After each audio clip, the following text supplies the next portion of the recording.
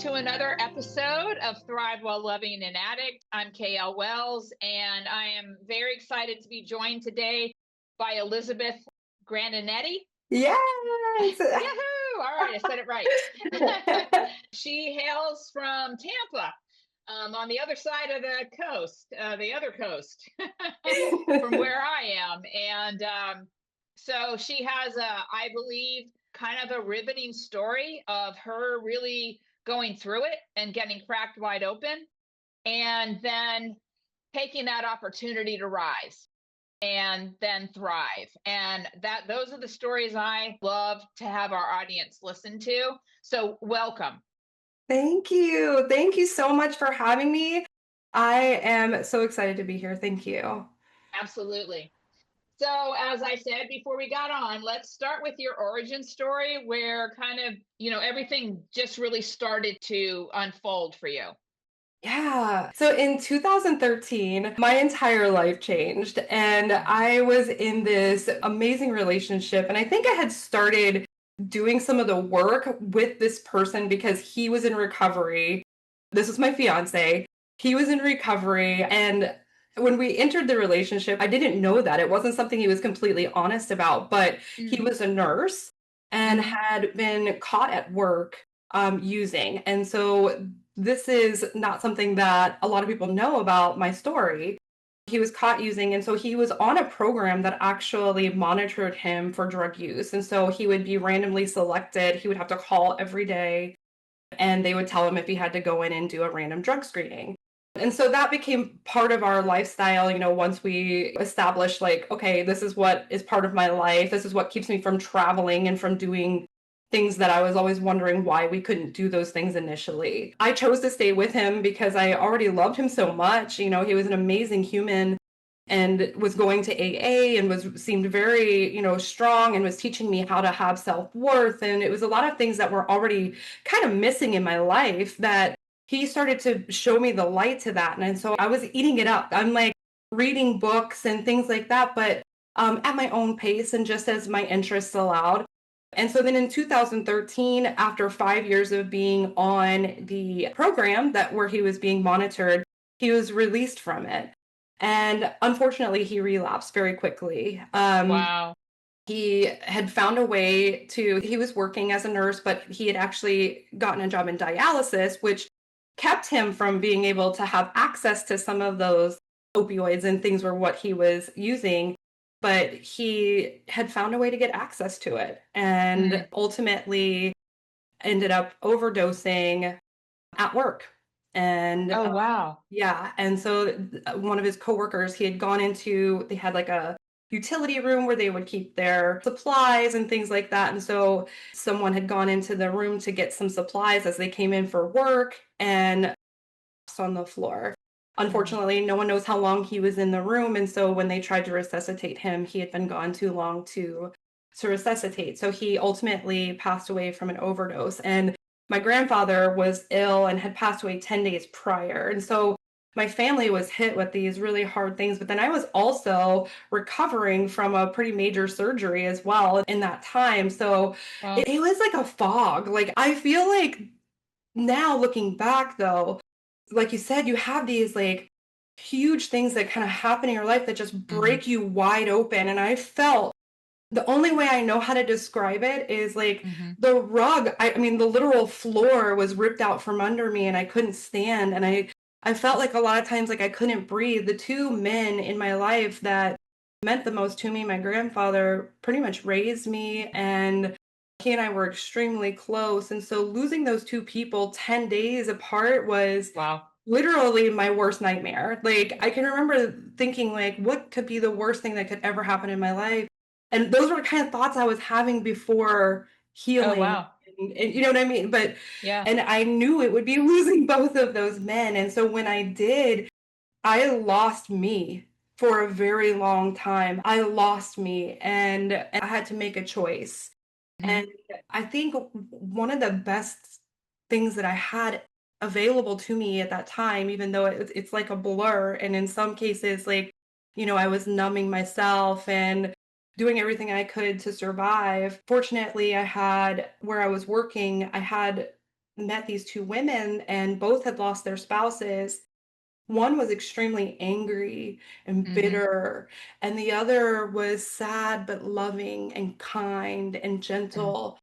Mm-hmm. And I knew just from witnessing both of those women who had experienced something so sad and hard because both were also sudden, that I could choose which Mm-hmm. one I wanted to be. And so that was when, once I started like getting, and I found myself in like meditation groups and things like that, that just kind of opened up to me, like through grief support and things like that. So I was extremely fortunate because I had people who kind of led me to where I would start to like be able to connect with myself spiritually and Mm-hmm. with them spiritually, I felt like, so that it was much, I don't want to say easier, but I think it was different than if I hadn't had those Mm-hmm. experiences and been able to actually see, what I saw and have dreams and connect to that side of what happens when we leave and when Mm-hmm. someone leaves and really explore that.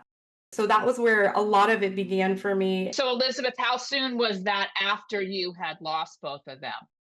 Oh, probably within 6 months Oh, of okay. losing them. I was very Mhm. fortunate because after I lost him, I didn't have a very big circle, and so most of the people that I had connected with were people in the hospital and people who were, like, familiar with hospice and the grief support systems and things like that. So I was quickly pushed into those as route of, like, here's Mm. some support, that and then my own doctor's office, like, "Hey, we think you probably should go get an antidepressant or something for a little while to, like, help you, just get through this part of it." But I was fortunate to have been pushed kind of into those groups and explore them very early on. So Mm. it helped tremendously because I was reaching for anything. When you have a, Mhm. a sudden loss, there's no way to mentally prepare for that or prepare for that in your body. It's such a shock to your system that it's just devastating.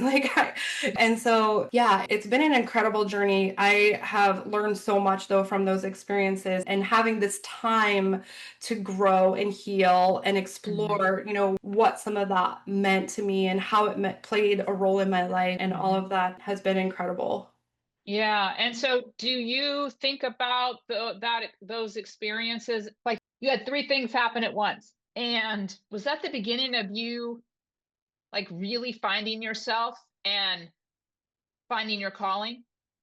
Yes, absolutely. I will say yes. I had been introduced to it because my fiance was in the AA meetings and he was kind of exploring that too, and at least the self worth part of it. Mhm. And I realized that I was raised not to have much meeting him, right? So like it was something I inherited and unfortunately have been breaking that cycle for a long time, but was introduced to that. But I would say that those experiences pushed me because I was so lost. Like I had to find myself or I probably wouldn't be here today. Like Right. I had to do something different. I realized how codependent I was on those relationships because when I lost them, I lost me. I didn't know Mhm. who I was anymore. I didn't know what Mhm. I liked. I didn't know, and I think that bankruptcy that I felt in my soul is what ultimately pushed me to start wanting to work towards finding out who am I and what Mhm. kind of life do I want to create for myself. And I mean, I tripped and fell a lot along the way, and I think had to like relearn and experience things that didn't feel so good after that too, to Mhm. ultimately be who I am today. But yes, 100%, I would say that those experiences certainly pushed me into a full on awakening of like life can be Mhm. different. I can create something for myself that I want and I can express myself and love myself. And that's something that I noticed, that as much as I think my fiance, his name was Neil, as much as Neil was, the funny guy in the room and he had so much charisma. And I mean, when he walked in, he lit the room up. I don't think he knew that though. And I didn't know at the time that he didn't know that. I just assumed everyone knows what they bring into a room, right? Right. Like, and he really could have used someone in his life to tell him, like, you are light. You Mhm. bring so much in.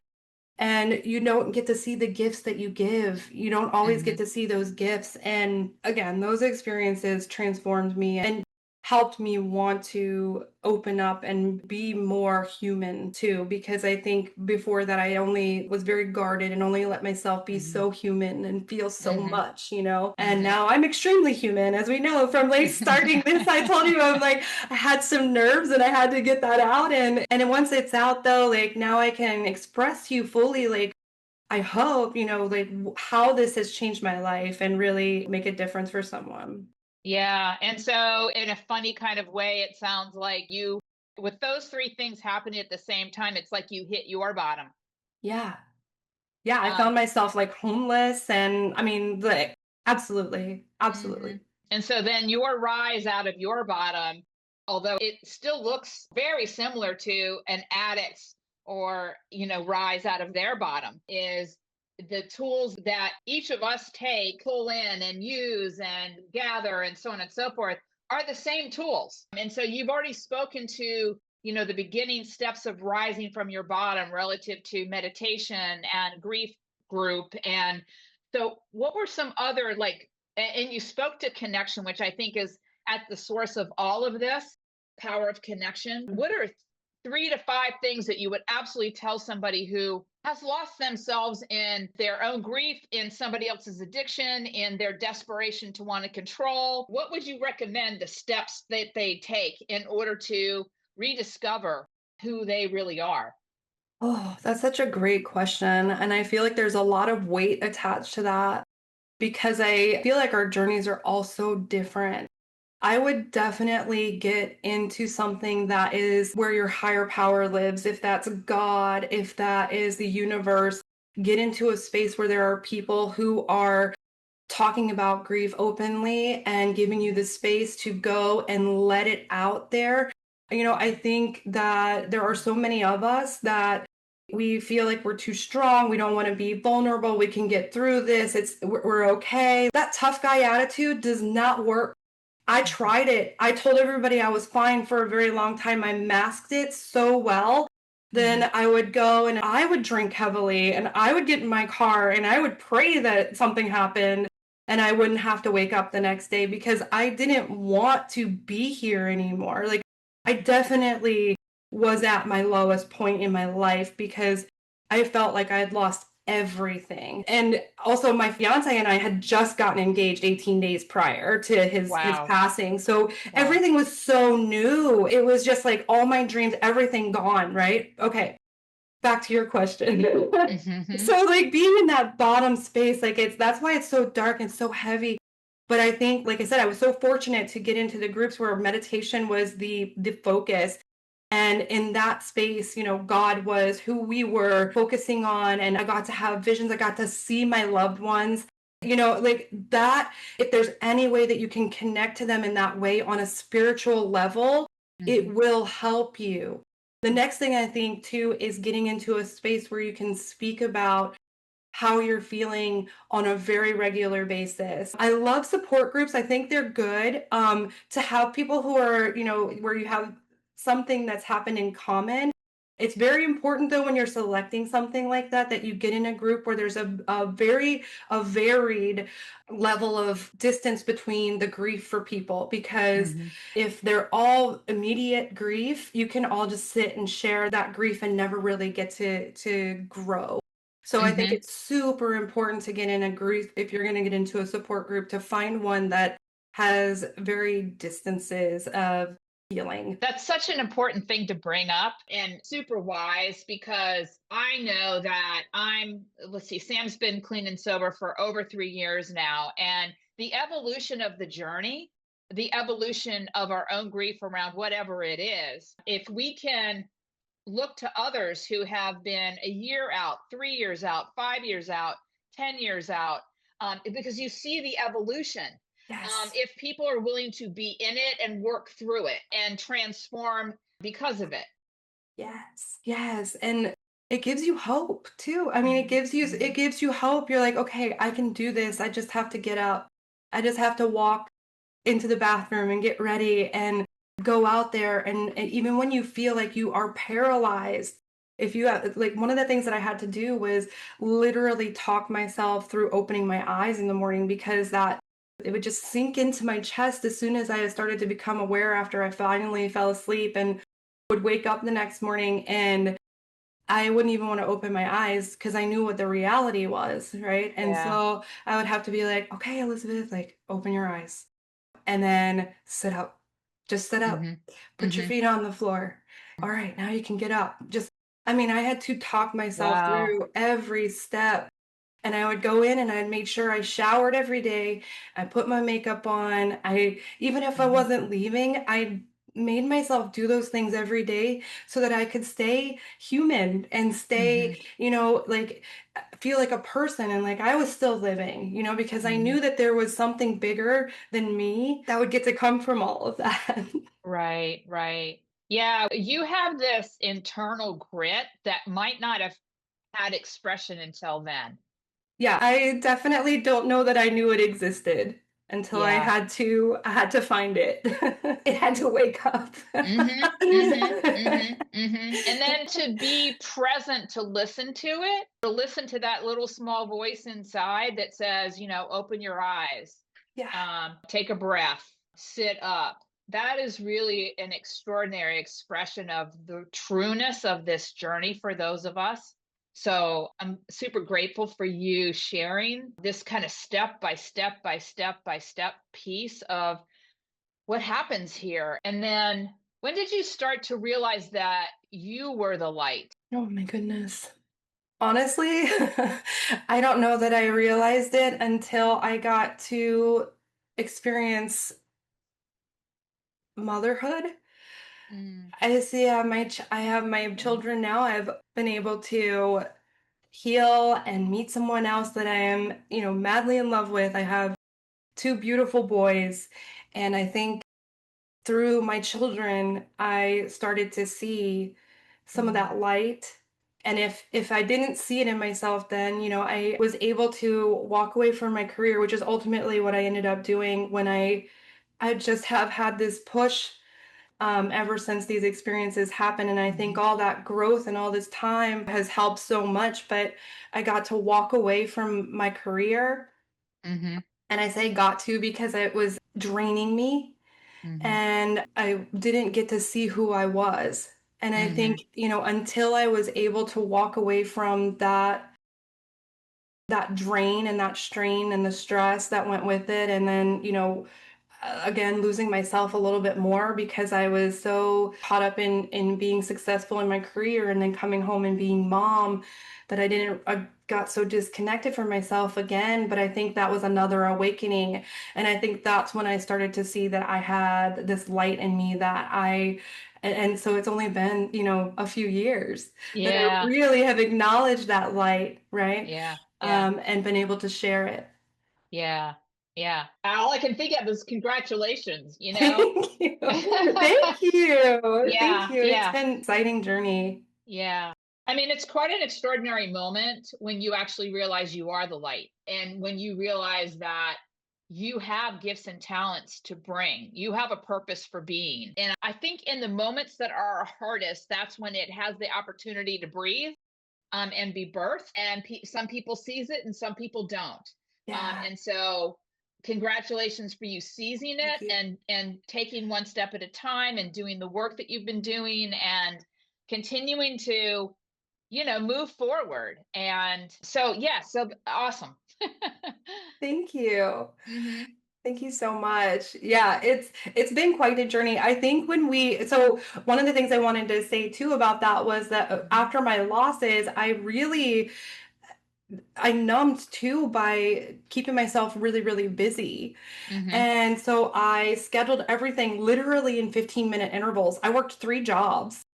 And then I always had someone to see. And so I just had to keep myself so busy that when I got Hmm. home and I crashed at night, like it was because I was exhausted because I didn't want to lay awake and think about anything. So I definitely numbed for a long time, just keeping myself so busy. So that disconnect started I was connecting on different levels, I think, through some of that Mhm. spiritual healing and grieving that I was getting to do, but I was also so disconnected from like some of the feelings that I needed to feel for a Mhm. very long time, and that I pushed them away because I was like too busy to do this. I'm too busy. And so the stillness that I got from getting to leave my career and focus on my family, Yeah. the stillness is what like kind of showed that to me. So that's why it's so important too, I think, to if you're experiencing grief now and it's new, like getting still. And what does that look like with meditation? Getting into the Mhm. spaces where people can allow that stillness or facilitate the stillness for you and help give words to maybe some of Mhm. the thoughts that you need to have to like help you through some of those processes. Um, and really just get to visualize like where you want to be. Where do you want to be in a year? Where do you want to Mhm. be 2 years from now?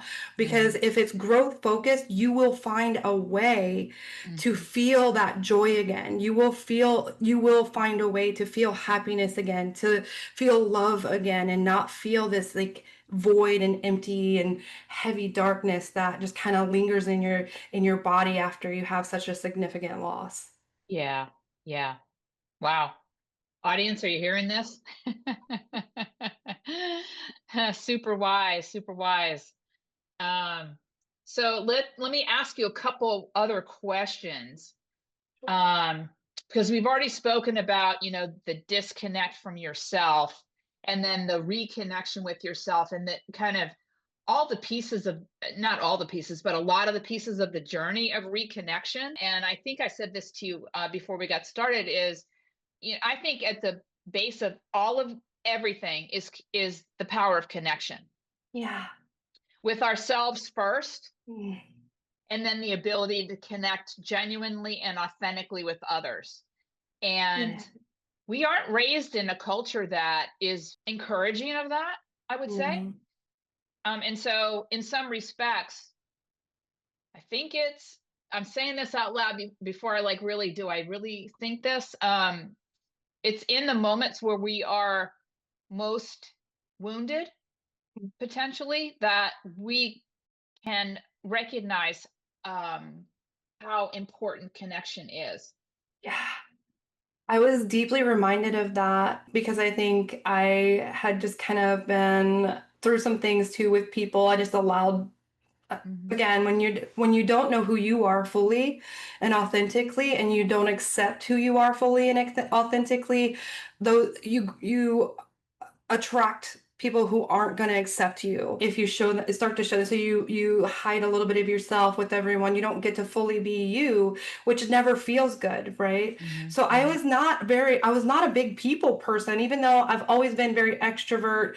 I love people, but I was not a big people person because I was never really me, you Hmm. know. So 100% when I lost Neil and all these people that came to me because they knew we lived together and I was going to be losing my home. I mean, I had people buying me food. I had people offering their home. Like, I'm like, they hardly know me. And you know what I mean? Like, I just saw so much kindness and love, and they didn't know me that well. Hmm. I really started to open up to human connection again because I was just like, I didn't realize people could be so kind. I just Hmm. didn't allow that in because I wasn't kind to me, right?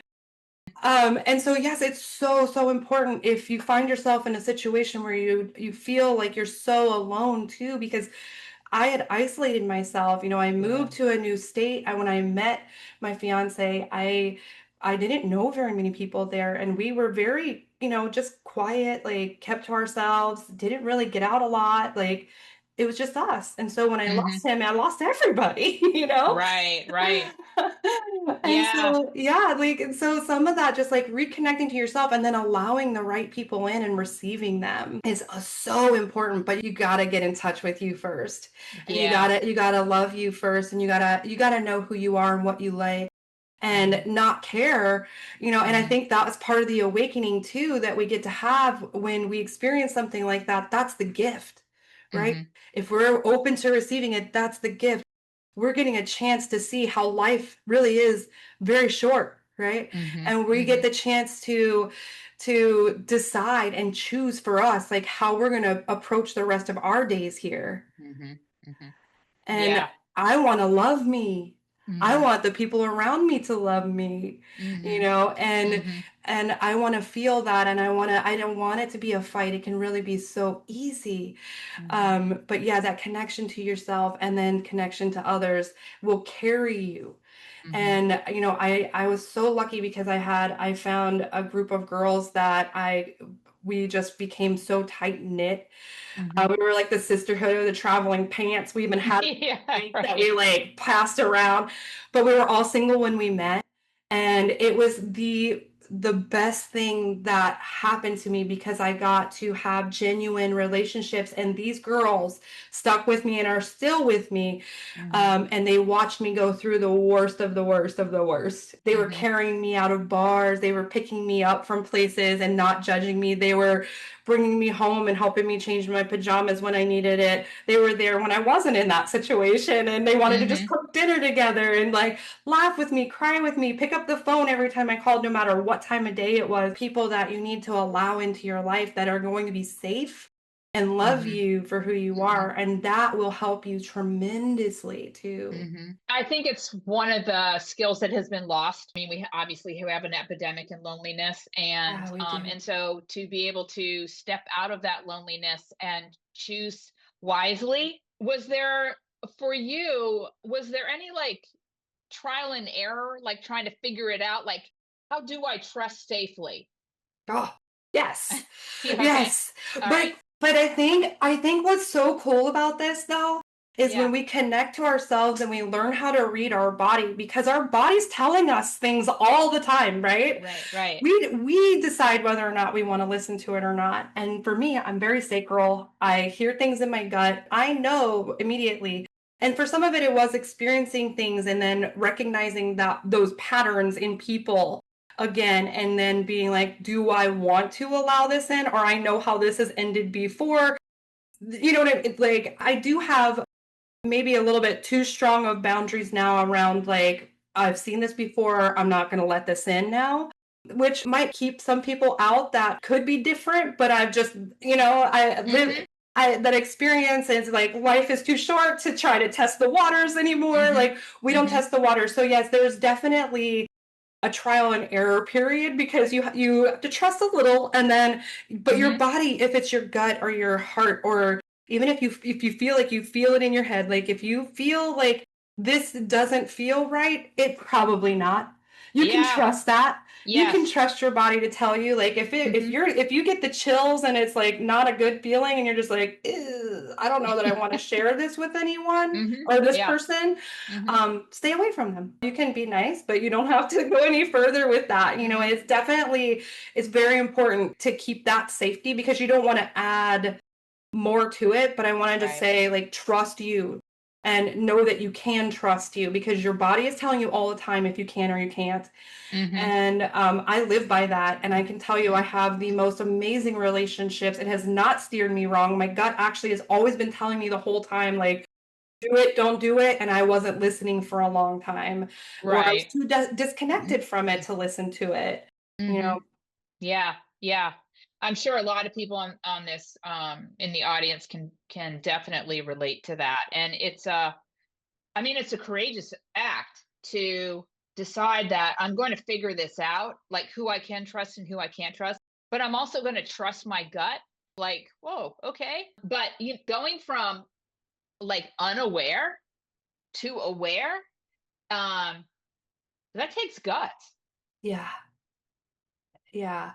absolutely, absolutely. And I think we're all more self-aware than, or have the ability to be more Yes. self-aware than Mhm. we allow ourselves. Mhm. And again, like there's meditation for that. You don't need Yeah. to go be vulnerable and tell someone like, I don't know how to trust me, you know? You Right. can go and literally get on a YouTube and type in like, I want to trust me. Like Mhm. meditation, like 15 Mhm. minutes, like give Mhm. yourself just 15 minutes a day to Mhm. just go connect with you. Because also, when you do start connecting with yourself Hmm. and truly like being you and getting to be in your body, Right. then all of those other things kind of happen naturally too, right? Hmm. Like then Hmm. you do start to say like, oh, something in me is saying I shouldn't say more to this person than this. And that is that I mean, I think once you start to love you, you naturally trust yourself a little bit more. But Hmm. they do have to kind of travel together too. It's a journey Hmm. that is kind of happening parallel for sure. Yeah. Yeah. And so you obviously trusted to love again Hmm. and get married Hmm. and have two beautiful boys. And so and you're into this work now where you are coaching women about all these things that we're talking about. Is that true? Hmm. Hmm. Yeah, Yeah. yeah, yeah. And so you just totally light up when you talk when I mentioned that. So Oh, yeah. yeah. Because there's such a shift in us, right? That we don't Hmm. always know that we get to have. And Hmm. so it Hmm. lights me up because yeah, just giving someone permission to just like love and be loved again is so Hmm. powerful, Hmm. right? That Hmm. transformation that you get to see in people, it's something that their face changes. Yeah. Hmm. Hmm. So it's really, really cool. Your body changes, everything in you shifts, and you light up, you get a little bit more light, and you don't know, you just get to be you. Right, right, exactly. Yes. Genuinely, authentically you. And so I'm wondering in your practice, what are one or two things that you kind of routinely are seeing with your clientele? A lot of the women that I speak to Hmm. may not have experienced grief to this extent, and Hmm. it's not grief focused. So Hmm. what we're doing is I'm helping women who have disconnected from themselves Okay. reconnect to themselves because that's something that I feel like only someone who can like lose themselves Hmm. so many times and come back to themselves and you come back a little bit stronger. Hmm. And it's certainly a journey. It's not like you find yourself one time and that's it. I mean, it's definitely the doorway, right? Because then Right. you Yeah. don't ever go back through the door and find yourself on the other side of it again, right? Like Yeah. you just kind of keep like entering through these different like phases of like Hmm. growth and self-discovery. But like I think the biggest thing is that we get so caught up in what's happening around us. You know, we wear so many hats. And Hmm. then we also have these experiences Hmm. that, you know, when it all compiles, we get lost. We don't Hmm. even know who we are anymore. And even Hmm. if you haven't had those experiences, it's so easy to do because you are so busy. You're going to work, you're checking the box, you're going home, you're cooking dinner, you're doing laundry, you're making the bed, you're doing all the things. And then Hmm. when you sit down, you're so exhausted, you're like, I don't even have time for me anymore, right? I don't even know Hmm. who I am. What do Hmm. I even like? I like to sit in front of the TV and doom scroll or like watch TV and just kind of like veg out for a little bit and not think because I'm on 24/7, Hmm. you know? And Hmm. so a lot of times what I like to do is help people just go back to a moment in time, and it's usually in childhood, Hmm. where they felt the most joy in their lives. Oh, that's so And good. That's so good. yes, and Hmm. it's something I practice like all the time. I practice what I preach, and Hmm. I feel that I have a beautiful life now, you know, and it Hmm. wasn't always like this. Anyone who's seen me journey this whole thing can tell Hmm. you, like back Hmm. then she was no, you know, and Hmm. how they've Hmm. stuck with me, I don't know, but they have, and I'm grateful for it. Hmm. Reconnecting to a piece of our childhood or a moment in a time that you can look back and remember feeling joy. And Hmm. it's really the feeling that you're looking for because you Hmm. want to feel something. Hmm. And if it's not a feeling when you first start to see this picture that you Hmm. remember maybe feeling joy, I like to tell you to go back to that frequently Right. and revisit it all the time.